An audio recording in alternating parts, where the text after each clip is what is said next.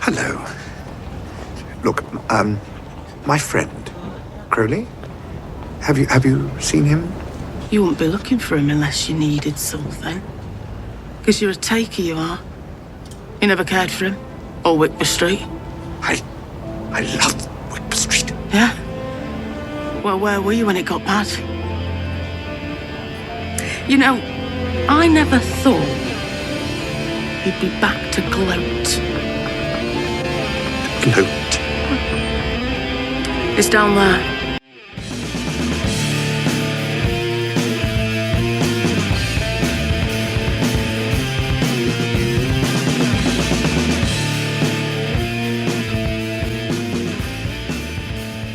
Hey, panelists, welcome back to the show. I'm Mark.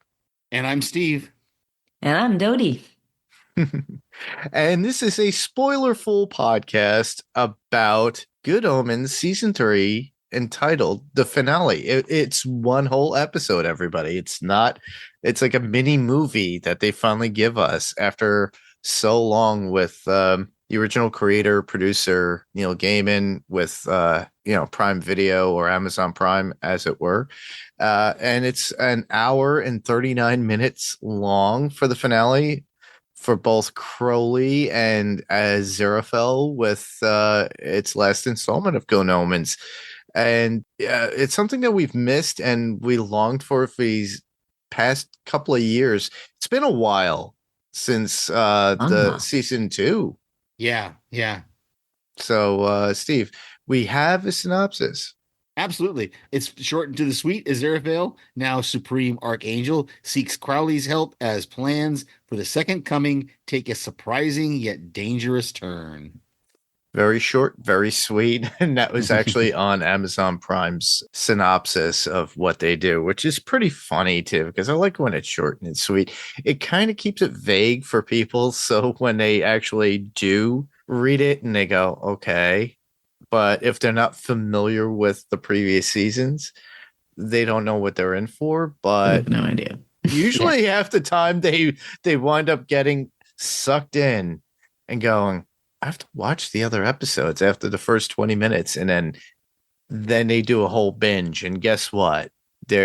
Everybody's streaming credits rise. And then people go, oh, what else could I get? Can I read those books? Let's go back to the originator. Let's go back to Neil Gaiman. Did he write anything about this? What else did he do? Sandman, a whole bunch of other shows and things that we know. Yeah. But with that, we are going to be discussing the actual Prime Video Season 3 or finale this episode of this podcast. So with that, initial thoughts. So Dodie, you're new to us here, but you and I are not new, and neither is Steve to you. But Dodie and I have played Dungeons and Dragons or D&D, online D&D with bikes with kids, kids on skateboards and kids on broomsticks and a whole bunch of other stuff. Things that we have to get back to eventually, but that's a different world all to itself.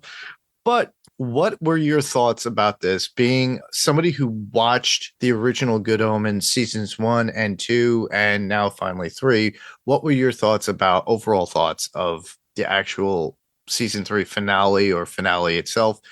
Did you like it? Did you hate it? Is there something that you think that came out of it story-wise that was like eventful, or did you like it as a whole and there was just some little things that you weren't like? You're like, okay, this had its great points and this had its small points. I have to say I liked it as a whole, and I think it's just really hard for me to be too critical of it because I was just so thrilled to get those characters back, to get back Aziraphale and Crowley, and have their terrible cliffhanger from the end of season 2 resolved, which was only an acceptable ending because you knew it wasn't the ending. Yeah, it would have been the worst ending in history if they had just dropped the ball with this one and never come back to it. And so it's kind of hard for me to. I'm probably not a good critic from that point of view because I just love them. I love the actors who play Crowley and Aziraphale, and their chemistry is totally undeniable to me. The two of them have such great chemistry. I don't know if you watched their COVID series that they did on Zoom. They did a series as themselves, but fictional. So Oh a wow. fictional version of themselves. If you haven't seen that, I recommend taking a look at it because it's very, very funny. And so they play it really poking fun at their own egos as actors, and their wives have some parts in it too, and it's very entertaining. But those two men are clearly dear friends and have a great chemistry with each other, which made the characters in the story work so well for me. So it was so good to have them back and to have them resolve their relationship. And that ended in such a beautiful way in this movie. So overall, I have to say that I really loved it. It was an interesting turn that it all went very Avengers Endgame. That's And so crazy that you bring that you say that because I didn't catch it until the second watch and I Yeah, put it in my notes. The ending, very Thanos like like a ending of snap. of the snap, yeah, of people disintegrating away and except Thanos only got half the universe and Michael got the whole thing. So well, Thanos had a much stronger ego than Michael, and and I think Michael, the guilt got to Michael somewhere in the process there. yeah. Plus the fact that playing with time in that way, Hmm. because she wasn't just playing with the existence of the people and things, but with time itself. Mhm. And it was a very nice twist, I thought, that Michael could destroy everything else, but it all still existed in In her, Michael's yeah, in her memory. own, yeah, yeah. I thought that was And that was a great twist that I had forgotten about until the second viewing. That really was a good way of putting her she being so overwhelmed with what was inside her. So yeah, but that was all I could think Hmm. of was this has gone Avengers Endgame, very that we're much, just yeah. gonna blot everything out one thing at a time. Yeah, which also makes me laugh too because already have a Doctor Who in there too as Yes. well. So David Tennant's Doctor Who, and they're already working with time and space and travel and changing of time, all the timey wimey wibbly wobbly stuff, and it's like tongue in cheek with him, like being the person on the side in the show at that point, not being responsible for it or pointing out the inconsistencies directly himself. And it's so funny to have that. I just love that aspect of like, okay, we kind of get that alternate version and different time frame in it. And I liked it and I loved it for the fact that he could just stand off to the side, play his character as the character is that we always loved. And he's always been the same. Same thing with Michael Sheen as Aziraphale. They both have been the same in how they've always been. It's not until the very end of the finale of this particular mini movie that even Satan points it out, God points it out, of their differences in who they are, their insecurities. And then it really points to both Aziraphale and Crowley to point out what they love about each other. And I've always thought this in the back of my head. This has always been a love story between these both. They were both angels. Crowley turned into a demon or a devil or what have you. And there was always love there and caring and respect as friendship. And I always thought there was always something more. And then at the very end, we do get something of that. which I'm grateful for too, and I'm glad to see that in a different world and a different timeline. And it's nice to see, especially when you get the whole bicentennial man feel of things too at the very end. If both of them laying there and they're old in bed and talking. And I really did enjoy that. But there was moments within the episode that they always get each other's goat at every given time. They know how to pick after one another, and it works because it's a true relationship. And it's a relationship that spanned a millennia, over thousands and thousands of years. And it's this is the culmination of this, but also of course we didn't really talk about it. This is the second coming of God or Jesus at this point. Second coming. Yeah, Jesus' second coming. Yeah. So and usually with that, it's always what, an apocalypse. Yeah, and that's what the first two seasons were all about. This big, gigantic war, apocalypse, Armageddon kind of thing. And then this movie, really, the one of the themes of this movie was Aziraphale wanting to see, can we do this without having that stuff? What can we do this without what did he say at the beginning of because if you've read the book of Revelation, there's going to be a large scale, a lot of people are going to die, and he's like, can we do this without killing half the population?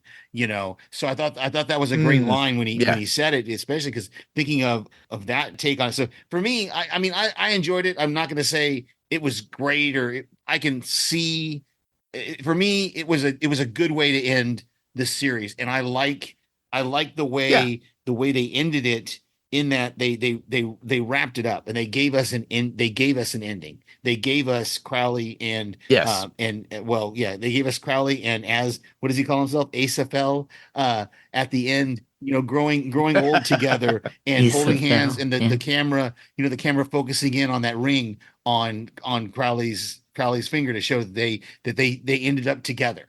And I think that's a great way to, but I can also see how people might be a little disappointed. Maybe they wanted to see this story go forward. Like we've seen some series end where the characters just the show ends, but it ends in such a way that says the characters are still out there doing their thing and whatever. This gave us an ending, which I appreciated. I thought was great, because it gives Michael Sheen and David Tennant the opportunity to say we're good. We're good here. We're closing this chapter. This book is finished. So I enjoyed it. Yeah. As we go through, there's going to be some things that I'm going to bring up that was a little problematic for me. I will say I was a little confused at the very beginning. In fact, the second time watching, I had to rewind it and watch the very beginning again after the previously on. I did not rewatch anything or watch any recaps or anything. So all I had was the previously on. So all I can remember is the ending of season 3 of Gabriel and Beelzebub going off together, and Aziraphale rejecting Crowley and that's taking over as supreme archangel. So when the beginning showed them meeting during the war, I was a little confused, because didn't we have an episode in like the first season where they supposedly met for the first time, like just before the fall, right? Where Crowley was trying to get Aziraphale to question God. And Aziraphale saying, no, I'm not going to question God. I thought that was after the Big Bang. It's still at whatever point it was still. It just confused me. Yes, that wasn't their first meeting. It couldn't be. Okay, it couldn't be their first meeting. No. Okay, and I think at that point there was a lack of recognition on Crowley's part, or at least he wasn't showing any real recognition of who this was. Okay. But you had the sense that Aziraphale was remembering something of him. But but then you also have to assume that they all kind of knew each other. Yeah. There were hundreds of angels in this war. I guess. But they all kind of knew each other for eons. At the beginning, and he does say, Crowley does say, I know you're General Aziraphale of the whatever, the angelic army. So, it just was a little, the interaction seemed a little strange to me, with Aziraphale walking away, bandaging up Crowley's leg, and then saying, oh, don't tell anybody where you got that bandage from. But but I want to say this also to almost correct myself. What sounded like I was negative on it. No, I loved it because what it showed is from the beginning there was more to them than just adversaries. There was more to them than just being against each Yes. other. There was the caring of Aziraphale for another being, and there was the recognition from Crowley of who he was. So I think they were trying to show us that from the beginning, like you said, Mark, there was more to this relationship than just a friendship, or even more than just a deep romantic relationship. Mhm. There was more to it. This was a soulmate kind of thing. Yeah. So I mean, just that beginning kind of threw me off a little bit. I had to back it up and watch it again and be like, where are we at? And I love, but I also love the book ending of starting at the beginning of the movie there at the center of the universe with the eternal flame, and then at the end the same thing, ending at the center of the universe with the eternal flame as well. I thought that was a great way that they did that in the show. So Yeah, it was a nice beginning. It was a nice bookend how they did it. Yeah, I overall I liked it. I loved how they were able to end it. There were moments within it that I truly did enjoy because of the characters and how they interact, plus the antics that they get themselves in between Crowley and Aziraphale, especially when we find out what happened to Crowley as he was there, as he finally gets himself involved with games of chances and loses his lovely Bentley. And he is like succumbing to this one. I like to call him a mobster because he loses the Bentley to him and he's constantly trying to bet all the time. And that seems to be a constant like motif within the movie itself, because even Jesus, when he comes back, meets somebody that shows him cards. Crowley is dealing with cards all the time, and he actually mentions it, and it's like, oh, you're always chasing the woman and blah blah blah. And then that's what makes Jesus, when he comes back to earth and he has to go seek out somebody, and then he goes and he meets the fishman, and then it's a game of cards, who we get from, of all people, from Mark Addy. And he goes, yeah, I used to do the Full Monty, and which is a reference to the 1997 movie, The Full Monty, where he did that with several other of his companions back then. A different Full Monty. Full Monty is different when it comes to cards, but tongue in cheek, wink, wink, wink at the screen. That's what I was thinking about earlier when I said there are people that we do know. So I thought it was pretty cute. We do have other people from that movie in this movie, or this short movie. Leslie Sharp makes a cameo at a certain point too. So I really enjoy that. It's all a lot of British humor. I thought it was really cool. It was a good twist of the whole gangster gambling kind of thing, in that they didn't do a horse race, they didn't play poker, they didn't play blackjack, they didn't play baccarat as James Bond. They played Monopoly. The first game we have is Monopoly. We have Crowley losing his Bentley to, I call him Bullethead because he reminds me of the guy from Lock, Stock, and Two, the Bullethead. Yeah, Lock, Stock, and Two. Yeah, Lock, Stock, and Two barrels. But he loses to Monopoly, and then how does Aziraphale win it back through, what did he call it? Competitive crosswording, So yes. I just thought I just loved the twist there on the whole, like you said, mobster gambling kind of thing, to where normally we would have them sitting down at a poker table or a baccarat or whatever, and instead it's Monopoly. And when he says, well, okay, get the board games out, and Aziraphale's like, oh no, I get to choose, and I choose this, to be the thing that he's, you can. I've been doing the MIDI. I can't do the real New York Times crossword puzzle, but I can do the MIDI, the little one. And even then I still have to get some clues for it. But yeah, I thought that was great. I thought that was the twist, a good twist in the story there. Yeah, and I saw that as a callback, and it was really that that got me looking back at the opening of the series, the first season, because the opening of the Okay. first season, I don't know if you've watched it recently, but it Have not. starts with a discussion of I have it all written down here. It starts with a discussion of different theories about when the world was created, Okay. and it ends up this way, and it's funny because it's dismissing a lot of ridiculous notions about when the world was created, and it said Hmm. Yeah. and then they say some people believe that the world is 450 billion years old. That is incorrect. And then it Right. says Archbishop James Usher claimed that the heaven and the earth were created on Sunday, the 21st of October, 4004 BC at 9 a.m. This too was incorrect by almost a quarter of an hour. It was created at 9:13 in the morning, which was correct. The whole business with the fossilized dinosaur skeletons was a joke that paleontologists haven't seen yet. This proves two things. Firstly, that God does not play dice with the universe. I play an ineffable game of my own devising.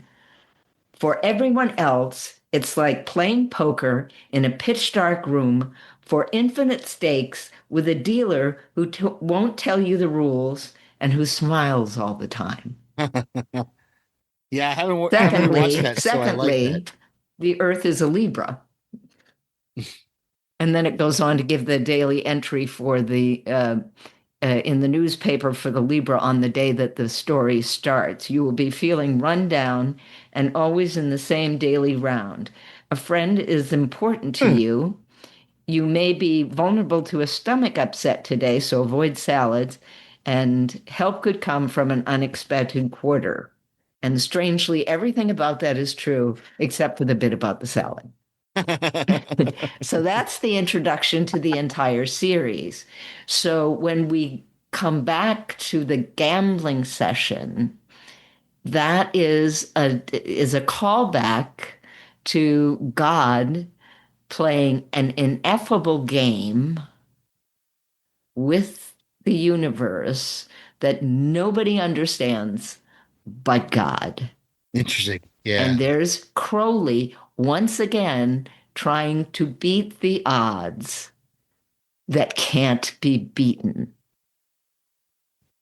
I So like I that. thought that was a That's really clever yeah. callback and kind of pulled things together. And I don't notice I want to do a shout out for the graphics in the intros to all three seasons. Hmm. Those graphics are absolutely wonderful. The little paper puppet characters that they use are that's a whole artwork in itself, and the wonderful Oh yeah. sort of calliope music that plays behind that is just. I have a visceral reaction to that. I love this series so much. But they use that in during the gaming sessions in this. Oh, They okay. kept popping up with the cards and the three and the find the lady Three and card yeah, the three Monty. card Yep. Monty. But in the Monopoly game, which was clearly was Monopoly, especially You can be the shoe. he says you can be the shoe, so you know Yeah. they're playing Monopoly. But the visuals, the cards are not get out of jail free. They're your bookstore burns. Heaven does this, hell does this, Yeah. and so you see all of that going on in the background of this Monopoly game.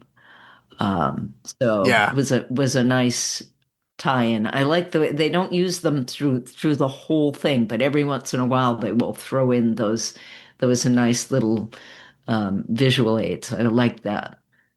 I like that. Yeah, that's good. That's good.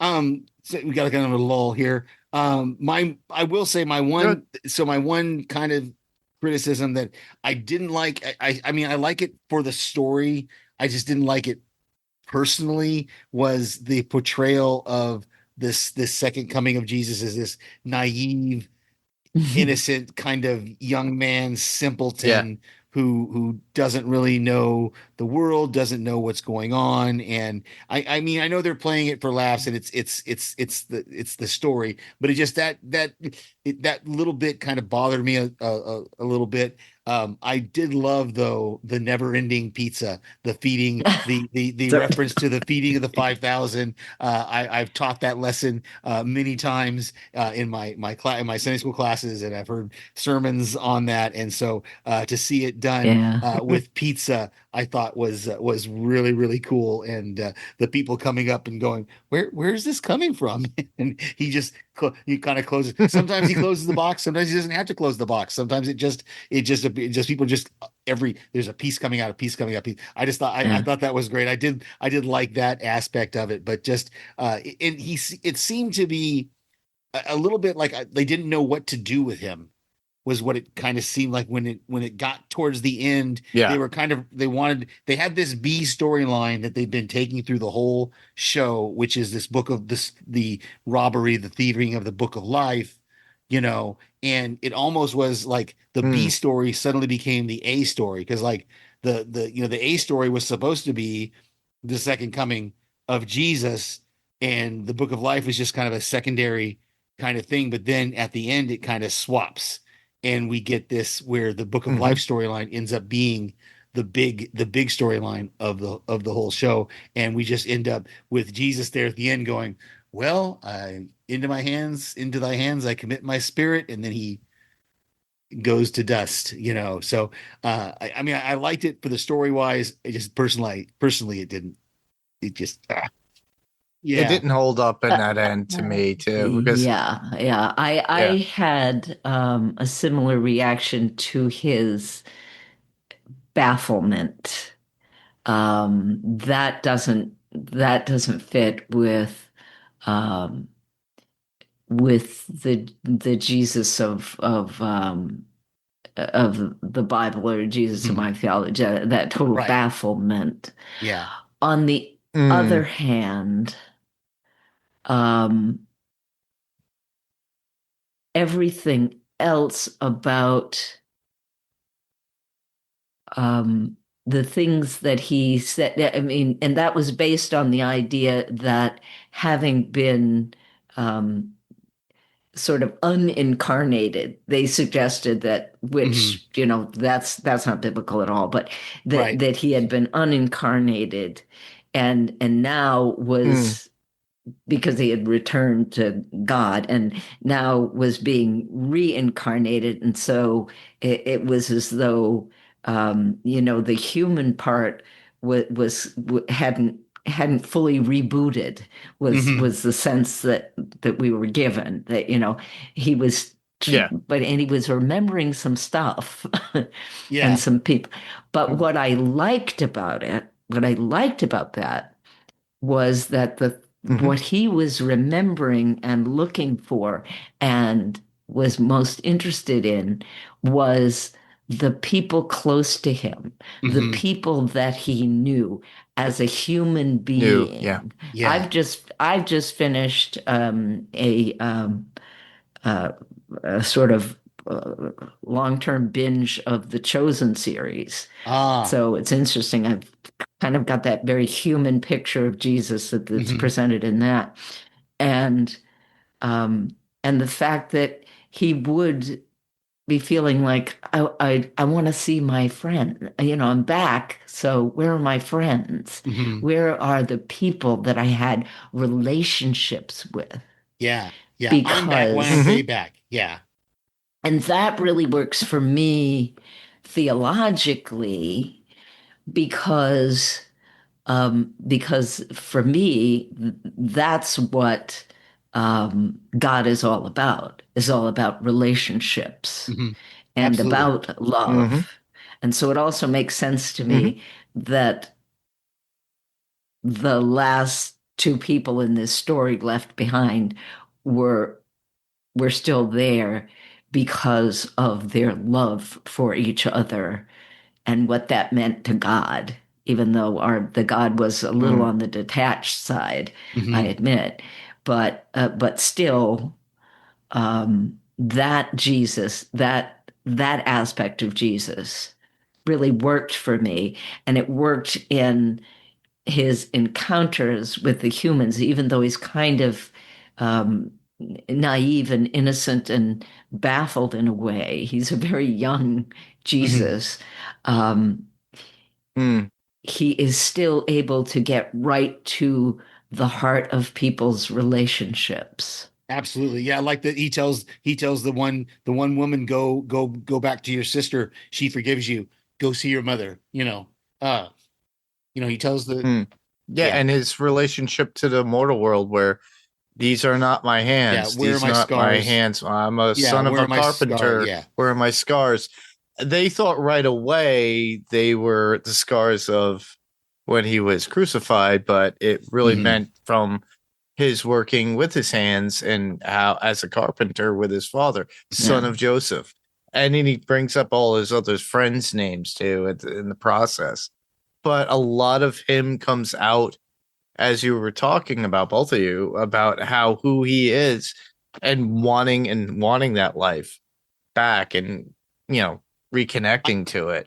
But he just disassociates because he's not understanding that he was brought back and you're just new, and he could not be like, okay, this is, he goes, yeah, those are, yeah, Aziraphale even says that was thousands of Yeah. years ago. Yeah, and that's And what was the it's just like disconnect for they me. kind of That was the wave it disconnect for me. off. But I Yeah. like one of the things you brought up, Dodie. One of the things that I found, I took several days in between. Like I think I watched this quite a while ago, and then I Mm, watched it same here. again recently, and then today I called it my second time because really my second really full time of setting down and watching it today, start to finish, without stopping and doing something else in the middle. Um, and there was a point about three-quarters of the way through where I had forgotten that God comes into the picture at the end. And so I'm sitting here Hmm. at one point when they finally I think it was the point when Muriel uh says that she's made her deduction, and everybody around her is like, yeah, we already figured that out. Good job. They're all like patting her on the head, like, good job, you made your deduction, you figured out that it was Michael. By the way, we already all the rest of us already figured that out. I just thought was just it was sad for Muriel, but it was funny at the same time because she was so proud of herself that she made this deductive leap, and now suddenly. But at that point, Yeah. I remember going, wait a minute, where's the boss? Where, like who's in charge here? Who's doing this? Who's allowing all of this to happen? And there's a line in the middle, and I've got the quote here. I was going to wait till the end when we do quotes, but when Aziraphale is talking to Crowley about everything that's going on, and Crowley says something about, well, what does God think about that? And Aziraphale is this is the only reference we have until she shows up at the end, is Aziraphale says, well, she didn't tell me to stop. And that's it. And we have no other reference until towards the end of the episode, when she appears, when they write her into the story, and basically make her appear through her own device, kind of thing, which I thought was, again, I thought that was a Mm. great scene of him going, she's here, God is here, because she's omnipresent, but I'm going to make her appear by writing her into the story now, kind of thing. And even God is like, you didn't have to summon me. You could have yeah, I've I've been been here here all all along. along. But I know what's going on. but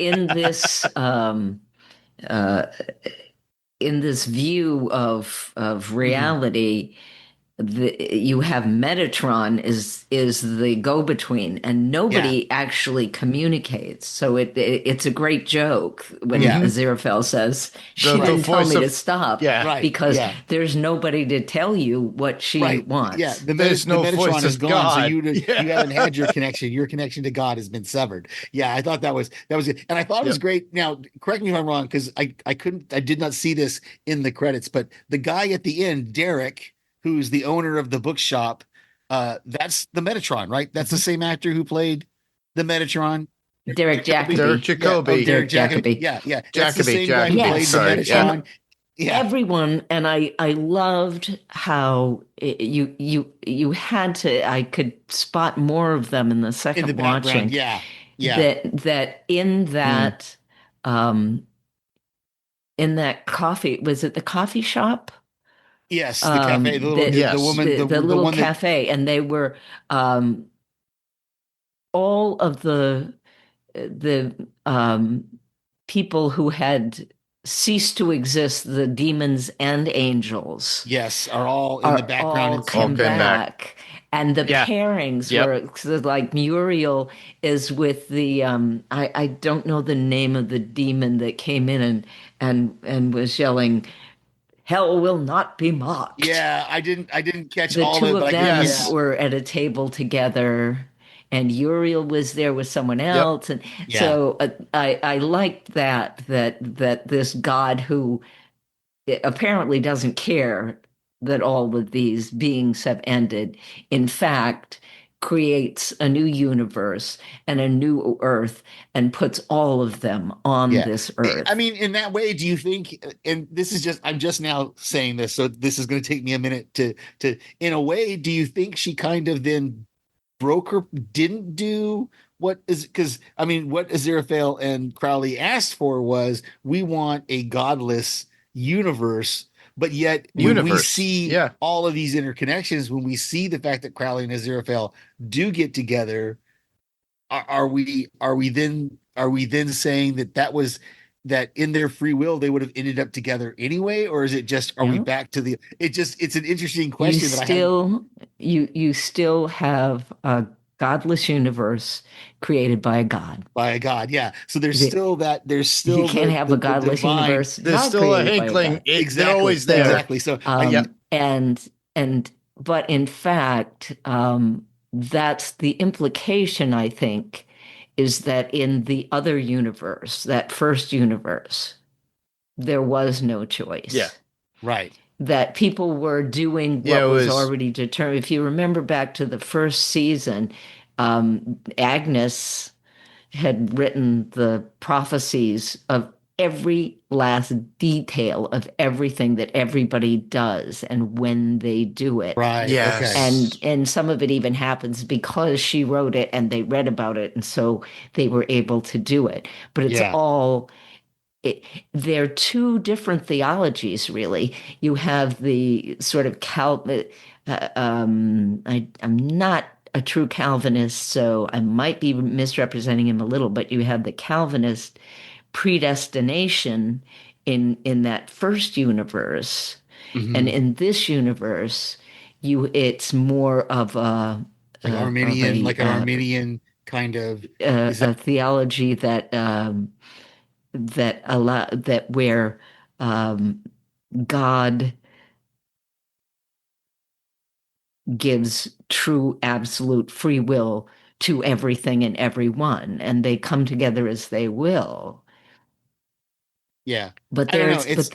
there's uh, that inexplicable, the moment that Crowley and Aziraphale are in a room together, that chemistry is mhm. there.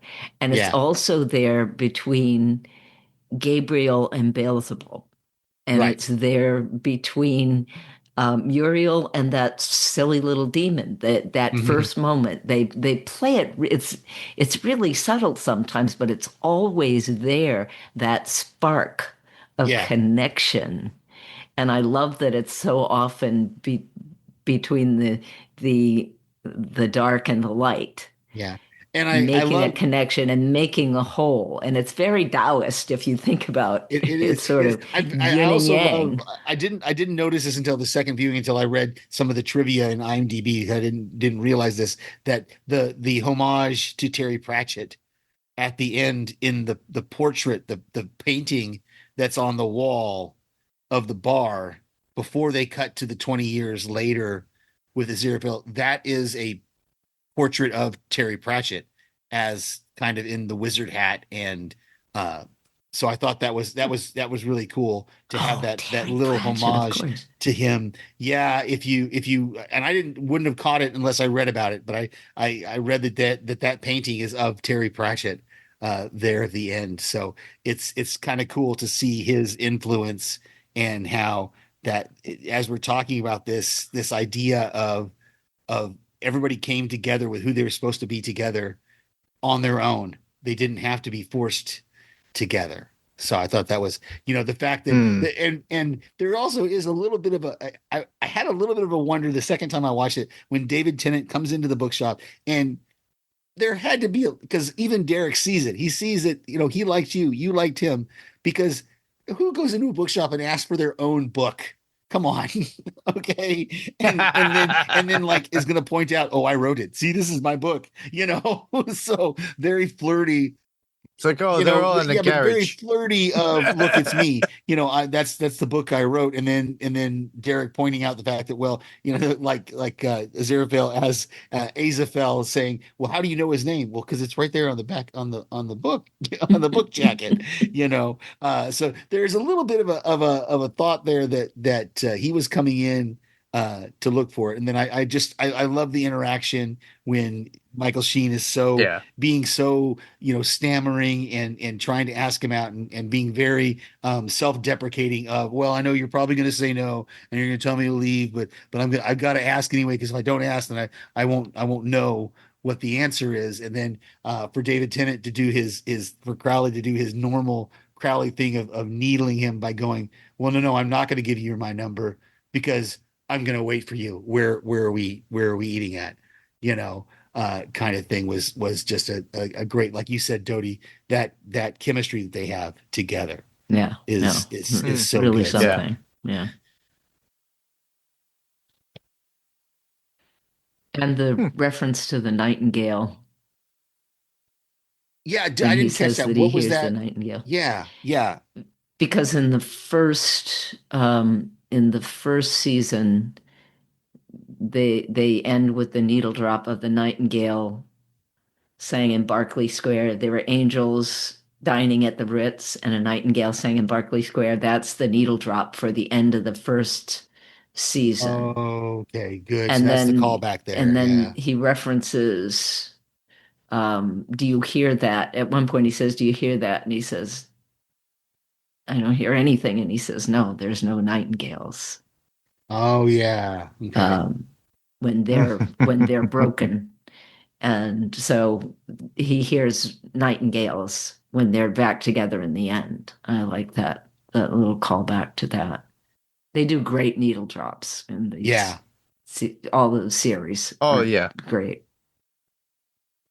Yeah. Most of the needle drops were basically for this particular season finale or series finale is Time After Time by Mhm. Cyndi Lauper at the very Yeah. ending credits. That whole meet cute moment. And then, of course, as credits were rolling, You're My Best Friend by Queen, as usual. And I love, of course, the typical Bentley montage of You Can't Mhm. Stop Me Now by Queen, as they used before in the previous season. And it's like, give me some Queen. I'm Yeah. loving it. That's And all that the radio and I the Bentley can't get plays enough is of it. Queen. Yeah. Pretty much. Except for Keep Yourself Alive. Oh yeah. But No okay. bebop. Come on, there had to be some bebop in there. I got a couple of quotes. I don't know how much other notes you got. I think I've got. That's just about it. Oh, I did love that Satan came back. The devil comes back at the end and reveals Yes. himself and says, "Well, the last time you saw me, I was 1,000 feet tall with a bunch of teeth and horns, and Tall. I was." Yeah, And it's Toby Jones of all things too. And he gets he finds out that he's just unimportant. He's just another player in the cog of existence. That really the important guys have always been Crowley and Aziraphale. So I thought that was kind of an interesting twist on it. And to give a little credit and praise to Tanya Moody, Mm. who played God. at the very end. I was very pleased with her take on it and her, portrayal of God and her candor and how she was able to present that. Especially with Toby Jones and how Toby Jones could always be maniacal as he always is, as we know from Marvel and other shows as well. Everybody. He is a really genuine actor, and I do enjoy him. And yeah, definitely with like you mentioned before too, Dodie, about Derek Jacobi. I thought he was amazing as Metatron. I just find it funny how it's like nobody's head got blown off every time he spoke. But then again, there was no mortals in front of him at that point. Not the polka joke, but Mr. Kevin Smith used that in Dogma at one point, and it's like that is the voice of God, and yeah, it's pretty funny though how he was, and it was like he was just there for a moment. He wasn't even there that long. He was only for like there half a second, and that's it, because he was there in the first the second season, I believe. And then we, like I said, we saw him a couple times this episode. We see him again in the fire when Michael is throwing the pages away, and she's talking about the fact that she can remember everybody. And Metatron comes back and goes, "Yeah, you even remember me." So, yeah, it's like very few moments that you get. I love how Seraphel talked about how he chose heaven due to Crowley at one point when they're having that little sit down dinner or whatever in Soho. I thought that was very convenient. It shows their relationship very over dim sum. And of course, Aziraphale's like, and he's like, oh, he loved it. But, of course, Crowley has to have his bottle of wine from 1988. And I forgot the title of that wine, everybody. Something like that. I think so. But yeah, it was like it's his way of knowing, and they know each other too well. And they've lived each other. I loved also how at the very end, right before, Satan shows up at the bookstore and they're stuck in the bookstore. And he was like, well, we have all these books. We have all these books. They're all blank. Even the Twain, even the Dickens, like, even the Dickens, even the Dickens too. The callback to the original coffee shop owner. She's a lot older. She's not what we remember her from season 2 at all. Too, a lot of people who probably didn't. You have to watch it back to back because we all remember her as that poppy kind of redheaded young woman, and then this is years later. At this point, a lot of people didn't get it, and I realized right away. I was like, wow. And she goes, and then she looks at Aziraphale at one point when he comes back. She goes, oh, you look the same. But also Crowley was actually paying her to live there at one point. That's why he gave her the $500 coin or the chip from the casino. And those are like nice callbacks that I like within the show and the finale of the movie. And these are little things that you catch. So if you haven't watched season 2 or 1, go back, refresh, binge it. Yeah, you could easily binge it. But that's about it for me as far as what I liked. There wasn't really, there was like little issues like, certain things here and there with certain characterizations and how they portrayed them, but that's about it. Nothing too severe, but you have to also realize too, this is a show that is kind of fictitious, based on, scripture and stuff. Yeah, I enjoyed and wanted to mention the Michael Sheen getting the opportunity to have Aziraphale do some demon cosplay. As that's you're right. I forgot about that. The character was called the Archduke Storch the Vile. Oh, good catch. I didn't catch that. Yeah. Archduke Storch the Bile, and he just got below. he just had so much fun playing that demon Yeah. character. He was just so tickled. Yeah. Michael Sheen is just I think he's a brilliant comic too. He is, He's you just know, Oh, yeah. really funny. he has such amazing range. If you watch Prodigal Son, he has such amazing Mhm. range because in Prodigal Son, he's the nowhere near what this is. Like I remember when I first started watching Good Omens and I was Polar watching Prodigal opposite. Son, totally. Yeah, I didn't know this was the same actor. I was like, how can this be the same? This is Opposites. like he Yep. did a total De Niro, Raging Bull, completely changed from beginning to. So yeah, I think Michael Sheen is amazing, and I can't wait to see what he does, what he goes in the future to do. So And his ancient vampire in the Twilight series, he played huh. Oh, yes. one of my favorite characters in that because he's just so it's just such an unusual. He was so tickled by things. Hmm. Yeah. It was really just an interesting interpretation for that character. That was so well done, I thought. Yeah, he was different in that. I remember seeing the Twilight series, as you said, Dodie. He was very much like a head vampire at Right, one he was point, supposed to be one of the and ancients, it was like ancients in stature but with then he had that giggle. and yeah, but yeah, it's sinister giggle, and yeah, Dakota Fanning Yeah. was there too Yeah. as well. Yeah. Yeah, I remember it. So I really enjoyed that. I one of the quotes that I wrote down was the over the description of the Monopoly game Mm. that the Brian Cameron. Uh, Mhm. it's my favorite board game, actually. Right. What you do is you got to own everything, and you leave everyone else penniless, crushed, and miserable. And Crowley says, sounds like a game only a human could invent. And he says, yes, you can be the shoe. Yeah, that's a great line.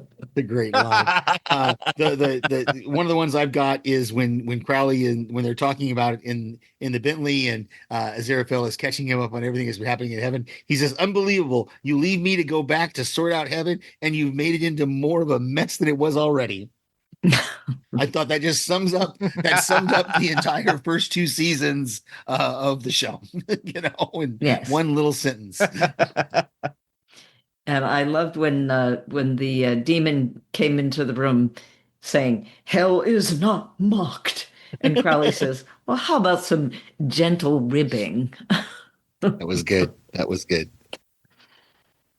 The last one I've got is just there at the end when Crowley is talking to God and she asks him, "What's your question?" And Satan is ribbing him about whether it's going to be about evil or not. And he asked the question that I thought I had to write it down. I had to type it up.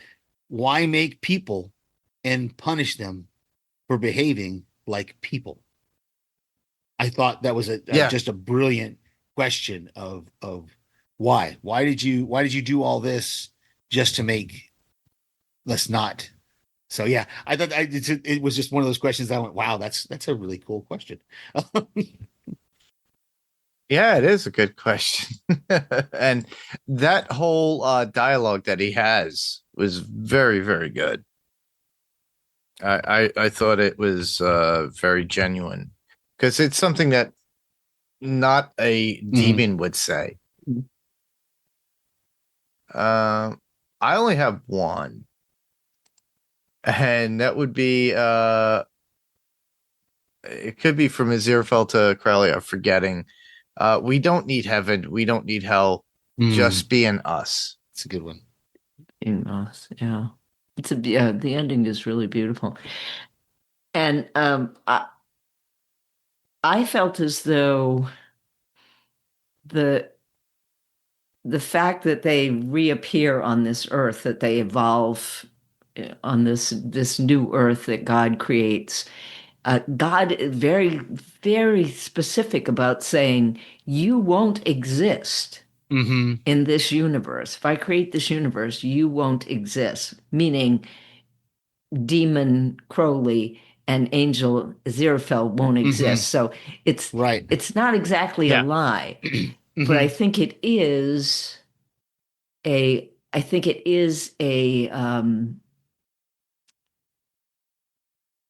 It's kind of a it misdirection reminds because me of Abraham and Isaac, mm, that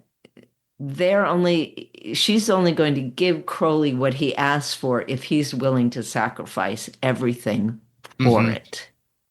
Yeah. So it's sort of it is sort of a test mhm, that he has to give up the one thing that's most important to him in the universe, Mhm. and that is the two of them. And it's the only thing at the end of season 2.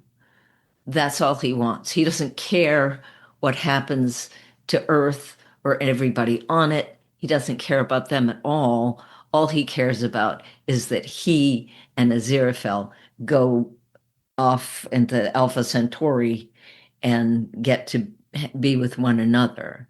And that's so a it's good by point. being willing to sacrifice that very thing that he, in the end, is given that very thing by this Wow. universe that he creates Wow, with his wish that's for really good. everyone else, Yeah. that they That's get to have and both of them do free because will. they both agree. They both agree to it. You know, They I know both do. Aziraphale has just come to this realization of how much he cares for Crowley, but you're right. That's a wonderful point to make, is the fact that they had to give up each other. They had to be willing to give up each other to let basically to let everyone else live a life of true free will. Wow. And that gives them Yeah. their own. Wow. That's a But good point. what Aziraphale was trying to accomplish with the second coming was not free will. He wasn't going to let people, because you can't have a perfect world where everybody is perfectly happy, perfectly all the time, Right. if people have free will. Right. Those Right. things don't go together. Right. So Crowley is saying, this is what I want. I want them to be able to make their own choices, and them to have a chance to have things work out or not work out, but not have the dice be loaded, so to Mhm. speak, to go back to the game metaphor. Right. Yeah. That's it for me. Awesome. That's it for me too, as far as like quotes, any notes, overall thoughts. But what about you, Dodie? I think I probably covered about everything that I made note of here. I just again love the characters, love the cast. It was easier the second time through to understand what was really happening with the Book of Life, and Hmm. Yeah, I agree. It's always sometimes it always takes a second or third viewing at times with certain shows like this. yeah. Very cool. Awesome. All right. Well, we'll get into how you guys could send in your thoughts too a little later. For now, we're going to into a little bit of comic book news, things that I like to talk about here and there. We mentioned a while back that, things that we're going to cover, we'll probably do it in like one whole episode. I've been trying to binge watch it. It's very hard with everything to watch because I have, oh my God, the Vampire Lestat's coming out on AMC Plus that I have to do with the Vamcast. Steve and I still have to get our ideas of when we're going to get to record two at a time, episodes two at a time for the boys for Yeah. its And we've final still got to do season. Spider Noir. We got, That's what I yeah. wanted to Oh talk yeah, I just about too, started because watching that. the ratings on that is through the Yeah. roof. They're saying that it has an ultimate level of like respect from a lot of people for Amazon Prime. It's got 91% on Rotten Tomatoes on the average I'm tomatometer. excited to watch it, man. And I haven't watched it yet. So yeah, I've just watched the first episode. I think I only watched the first 2 episodes and I was still stunned. But there's 2 different versions you could watch. Everybody, a Oh, I couldn't resist. I was flipping colorized back and version. forth. Yeah, you could do that within, depending on what you have, Apple TV or Roku or whatever, and it's amazing. So check it out. Nicolas Cage. Who'd have thought he'd come back as another Marvel hero? He was Ghost Rider. Yeah. Now he's Spider Yeah, I'm Noir. excited to check that out, and I've got a busy summer coming up. But Mark and Yeah. I are we'll figure it out. We'll schedule We'll work it out. some things to get all these things. I mean, we've got like you said, we got The Boys we got to do. We've got Spider Noir coming out, Supergirl's coming out, Spider Man's coming out. There's Mhm. something else that's escaping me, but there's Lanterns is coming out. Yeah, Yeah. Lanterns. I'm excited for Lanterns to see where that's going to go. So yeah, There. we've got a busy, and I've got a busy summer already lined up with my activities. So yeah, We will work it through, everybody. You will be let known. So that's what's going on within comic news. But for the most part, as we do with every podcast, Dodie, you're kind of new to this. So if you have any podcast recommendations, people that you listen to, who you want to promote, things that you like. I have been mostly listening to the Buffy rewatch. The Buffyverse podcast on Podcastica. yeah, still slaying. And I'm going to be doing an upcoming episode in the next season that's ahead. Which one is that? That's one of my favorites. So looking forward to that. It is Fool for Love. Oh yeah. I'm supposed to be on. I'm supposed to be on the Twin Xander episode, and I don't remember which one that is. I've got to work that out with this. It's I about like 2 or that. 3 episodes from mine. That must be coming up very soon. I think the Twin Xander. Yes. Yeah, I just recorded with Penny for Still Slaying a Buffy First podcast on Podcastica when we covered Buffy versus Dracula, which was the season premiere for that. That was pretty cool. Some interesting topics come up regarding that too, because in certain areas of the world, apparently that was a cliffhanger. Oh, I haven't for the seen that previous yet. season. Is that I don't know if they've dropped it yet. They've announced it. Yeah, they've announced it, but I don't know if they've dropped the podcast yet. I know that they. Oh, okay. That's why I haven't heard it. I just recorded it this past Sunday, Oh, but okay. Yeah, look forward so- to that. So you listeners out looking for there, it. I will drop a link. And I'm also listening to the Testaments coverage Oh, on Podcastica. with Daphne and Jason Mhm. and Wendy. And Awesome. that's been very interesting. That series is really enjoying. I read the book, so it's interesting to see what they're doing with it, because it's going to be stretched out like The Handmaid's Tale is going to be stretched out in comparison to the book. So Yeah, and lest I forget, I want to make sure to give a shout out, because they continually shout out to us, TV podcast industries. Check out all the stuff that Derek, John, and Chris are doing. They have lots of podcasts out there. They have, in fact, one of their listeners, Coffee and Vodka, shouted me out as a live Steve at one point. So I've got to make sure to get back with them and thank them. So yeah, Coffee and Vodka is great. He is. But guys, check out TV podcast industries. If you're interested in the same kind of stuff that Mark and I cover, they cover all the same things, and they have quite a spin on it. So they do some good stuff over there. TV podcast industries. Yeah, I think that's what I'm going to do tomorrow, is listen to their coverage of this, because I hadn't seen that it was out yet. Yeah. So Yeah, I believe it's out. Yeah, I had seen Derek had posted something about within the past week or so. that'd So be great. yeah, check it out. Along with that, the only thing I have to really recommend, we are always, like Steve had said, mention TV podcast industries. I would like to recommend other people who are interested in, if you feel the need to move your life forward, do something better for your life, to feel better about yourself if you're in a low place, go to Patricia Tallman's website, patriciatallman.com. They have a magical living thing that you could do, that people get together and help and organize and help each other in their times of need. So try that out. She also does B5 events as well. So Patty has been somebody who I had interviewed on Adrenaline Cinema podcast.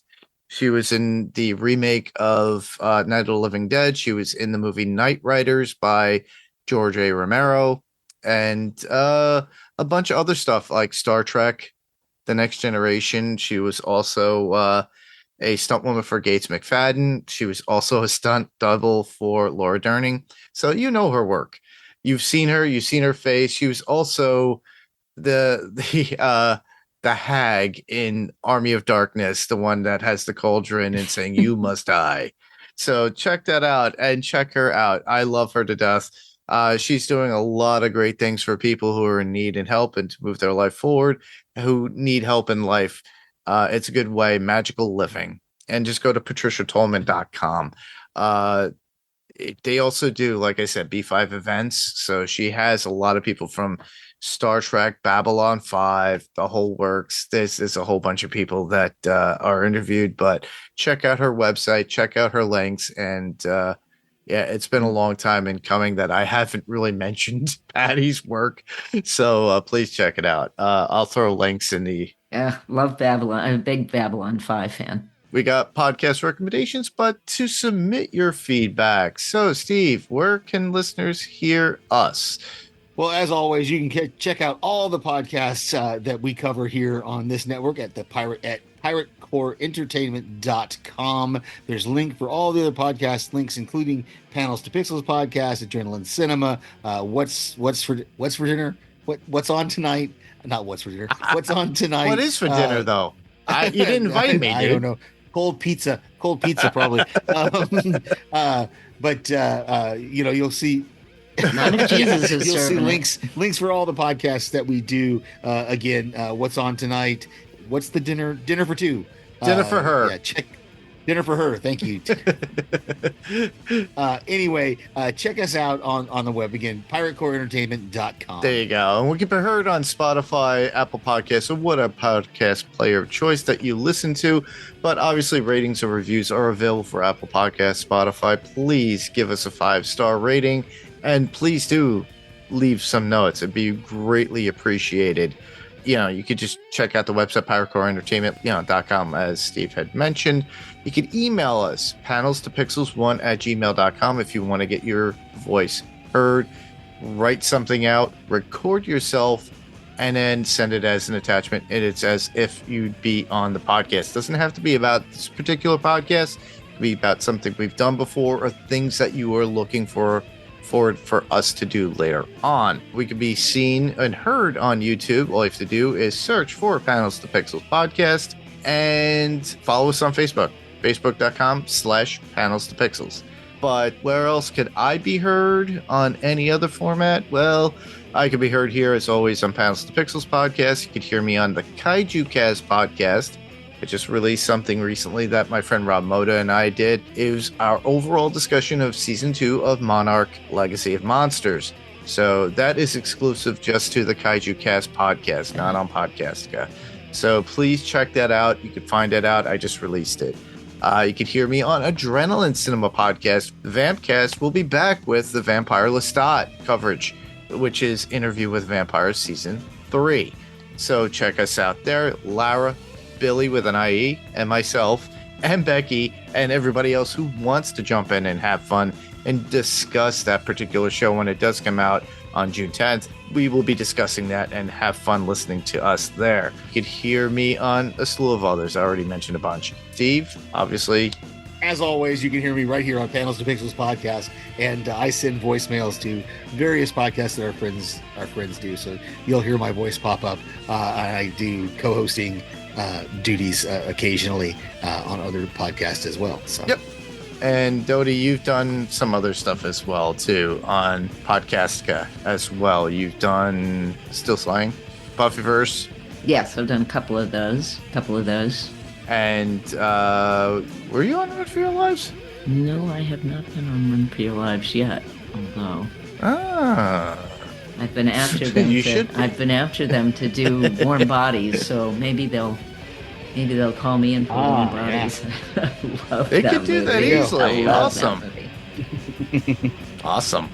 All right. Well, that is our podcast, and I just want to thank everyone for listening. I'm Mark. And I'm Steve. And I'm Dodie. Same podcast, different panel, different pixel. This was Panels to Pixels podcast. and we'll see you on the next panel. Bye-bye, everybody. Good night.